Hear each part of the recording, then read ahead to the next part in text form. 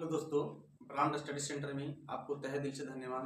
आज हम लोग देखेंगे जीडीएस का जिक्र करेंगे कि आखिर इसका जो वैकेंसी है किस तरह से आ रही है और कितना वैकेंसी आ रही है और इसको हम लोग कैसे अप्लाई करेंगे, इसका प्रोसेस क्या है, इसका सारा जानकारी हम लोग लेंगे।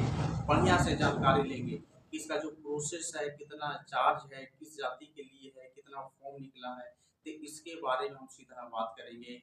और ये जो इसका जो गवर्नमेंट जॉब है वो सरकारी है या प्राइवेट है, और इसको जो मतलब एप्लीकेशन चार्ज हो गया, इसका चार्ज कितना, इसका एग्जाम होगा या तो एग्जाम नहीं होगा, इसका क्वालिफिकेशन क्या है, 10th है, 12th है या इंटर है, तो इसके बारे में हम लोग बढ़िया से डिटेल जांच करेंगे और आपको भी बता रहे हैं कि आप लोग फटाफट इसको कर लीजिए। देखिए यहाँ पे लिखा गया है कि इंडिया पोस्ट जीडीएस रिक्वायरमेंट 2026 क्या है, इंडिया पोस्ट जीडीएस रिक्वायरमेंट 2026। यानी कि देखिए अभी जो चल रहा है 2025 चल रहा है, लेकिन 10 दिन बाद क्या हो जाएगा, 2026 आ जाएगा। तो इसको बहुत जल्दी वैकेंसी आने वाली है और ये जो वैकेंसी आएगी ना वह 2026 में आएगी। कब आएगी? ये जो वैकेंसी आएगी वह 2026 में आएगी, यानी कि 2026 में आएगी। 2025 में भले बोल दिया, यह जो वैकेंसी आएगी वह 2025 में नहीं आएगी। 2025 में सिर्फ प्रोसेस बता दिया गया है, इसका लॉन्च हो चुका है, लेकिन इसका जो वैकेंसी आएगी 2026 में आएगी। किस चीज का? तो जीडीएस रिक्वायरमेंट 2026 यानी 2026 में आएगी। इसमें क्या क्या हमको योग्यता चाहिए, क्या क्या प्रोसेस चाहिए, तो इसके बारे में लिखा गया है। यहाँ पे ध्यान से समझिएगा। तो देखिए सबसे जो पहला पॉइंट लिखा गया है, इसमें पोस्ट कितने तरह के हैं, तो 3-4 तरह के इसमें पोस्ट है। जैसे यहाँ पे पहला पोस्ट है बीपीएम, फिर एबीपीएम, फिर डाक सेवा, और सबसे ज्यादा इसी का सबसे ज्यादा है डाक सेवा का। किसका? डाक सेवा का इसका या इसमें ज्यादा है, बहुत ज्यादा। और इसमें अगर बात करें टोटल वैकेंसी की, तो टोटल जो वैकेंसी है वह लगभग 40,889 है। कहीं कहीं मेंशन किया गया है 30,000 प्लस। 30,000 प्लस मतलब लगभग देखा जाए तो 35 से 40,000 के बीच आने वाली है। तो यानी कि लगभग एक एवरेज बता दिया जाए तो 30,000 से प्लस यानी कि लगभग 40,000 तक है। कहीं कहीं 40,000 शो कर रहा है, लेकिन हमें लगता है कि 40,000 बिल्कुल राइट बात है, यानी कि 40,889 इसमें। और इसका ऑथोरिटी क्या है? ऑथोरिटी जो है वो है इंडिया पोस्ट। क्या है? India post. यानी कि इंडिया में जितने भी पोस्ट हैं, जैसे हमारे बिहार में हो गए, उत्तर प्रदेश में हो गए, झारखंड में हो गए, और चल जाइए जैसे कर्नाटक हो गए, मतलब जहाँ जिस राज्य में बिहार मतलब जौन सा राज्य है इंडिया में, जितने भी राज्य हैं सभी के लिए यह एप्लीकेशन फॉर्म है, यानी कि ऑल ओवर इंडिया के लिए है। तो अथॉरिटी क्या है? India post. यानी कि इंडिया के जितने भी मेंबर्स हैं सारा इसको अप्लाई कर सकते हैं। ये हो गया अथॉरिटी। फिर है कि एप्लीकेशन मोड क्या है? एप्लीकेशन मोड ऑनलाइन है या ऑफलाइन? तो देखिए आपको बता दें कि एप्लीकेशन मोड है, पहले देखिए क्या होता था, पहले ज्यादातर ऑफलाइन होती थी। पहले क्या होती थी? ऑफलाइन।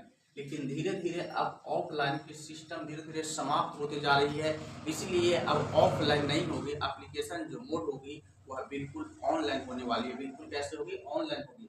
तो एप्लीकेशन मोड क्या होगी? ऑनलाइन या ऑफलाइन? तो ऑनलाइन होगी। क्या होगी? ऑनलाइन, ऑफलाइन नहीं होगी। इसका और आगे है कि सिलेक्शन मेथड क्या? सिलेक्शन मेथड देखिए मेरिट लिस्ट बेस्ड, यानी कि मेरिट लिस्ट के अनुसार आपका सिलेक्शन किया जाएगा। और इसमें सिलेक्शन का प्रोसेस रहेगा, वो क्वालिफाई क्या है, कितना एजुकेशन चाहिए, तो मात्र 10th क्लास चाहिए। ठीक है। इसमें सिलेक्शन मेथड क्या है? तो मेरिट लिस्ट बेस्ड मतलब मेरिट लिस्ट के अनुसार होगा। नेक्स्ट है कि एजुकेशनल क्वालिफिकेशन क्या है? एजुकेशन यानी कि कितना क्लास तक बच्चे पढ़े रहेंगे, तो जीडीएस में यानी कि डाक सेवा में फॉर्म को अप्लाई कर सकते हैं। तो मात्र क्लास 10, जो भी बच्चा या बच्ची क्लास 10 पास हो चुके हैं वो इस फॉर्म के लिए एलिजिबल है। इस फॉर्म को आप भर सकते हैं और किसी तरह से दिक्कत नहीं है। तो एजुकेशनल क्वालिफिकेशन क्या है? मात्र 10th पास। क्या है? 10th पास। अगर एज लिमिट की बात करें, एज लिमिट को 18 से लेकर 40 साल, 18 से 40 के अगर बीच में आपकी एज है, यानी कि आपकी उम्र है, तो आपको टेंशन लेना नहीं है। आप इस फॉर्म को भर सकते हैं और इसमें आप इसमें चयनित तो हो सकते हैं। लेकिन किसी किसी बच्चा का थोड़ा सा कास्ट अदर है, किसी का 42 साल हो गया, किसी का 44 साल हो गया, तो उन लोग को भी दिक्कत नहीं, टेंशन लेना नहीं, वो भी अप्लाई कर सकते हैं। क्यों? क्योंकि यहाँ पे छूट भी दिया गया है। यहाँ पे छूट दिया गया है एससी और एसटी के लिए 5 वर्ष का छूट है। कितने वर्ष का? 5 वर्ष का। फिर हो गया ओबीसी के लिए 3 वर्ष का, और पीडब्ल्यूडी के लिए 10 वर्ष का, पीडब्ल्यूडी के लिए 10 वर्ष का छूट है। और एक जो सबसे इम्पोर्टेंट पॉइंट है वह ऑनलाइन फी, यानी कि जो एप्लीकेशन आप भरिएगा, जो फॉर्म भरिएगा, तो मात्र उसका जो चार्ज लगेगा, उसका मात्र चार्ज 100 रुपीज लगेगा। कितना लगेगा? 100 रुपीज लगेगा, 100, यानी कि सिर्फ 100 रुपया आपको एप्लीकेशन चार्ज देना पड़ेगा। उसके बाद आप फॉर्म अप्लाई हो जाएगा, आपका फॉर्म अप्लाई हो जाएगा। और इसमें सबसे मेन जो बात है कि इसमें एग्जाम होगा कि एग्जाम नहीं होगा। बहुत जगह आप सुने हो कि एग्जाम नहीं होगा, बहुत जगह से आप सुने हो कि एग्जाम होगा, लेकिन देखिए आपको बता दें बिल्कुल पूरी तरह से ये फिक्स नहीं है, क्योंकि इसका नोटिफिकेशन अभी जारी हुआ नहीं है कि इसका एग्जाम होगा या इसका एग्जाम नहीं होगा। अभी सिर्फ ये बता दिया गया कि इसका वैकेंसी आने वाली है, इतना कंफर्म है कि आवेगा, लेकिन इसका एग्जाम होगा या नहीं होगा। लेकिन एक एवरेज के अनुसार देखा जाए तो आजकल कंपटीशन इतना हाई हो गई है कि मेरे अनुसार से लगता है कि एग्जाम बिल्कुल होना चाहिए, और एग्जाम जो है होगा। एग्जाम क्या होना चाहिए? एग्जाम होगा। लेकिन अगर ज्यादा किस तरह से परेशानियां होती है तो नो एग्जाम यानी कि एग्जाम भी नहीं हो सकती है, और डायरेक्ट 10th बेस पे आपका 10th पे जितना मार्क्स रहेगा, जितना अंक रहेगा, जैसे मान लिया जाए कि 390 हो गया और किसी को मान लिया 400 हो गया, तो 10th बेस पे आपका सिलेक्शन हो जाएगा। और बढ़िया है, और बहुत ही खुशी की बात है कि बिना एग्जाम के इसमें आप सिलेक्शन ले सकते हैं और इसमें गवर्नमेंट जॉब कर सकते हैं।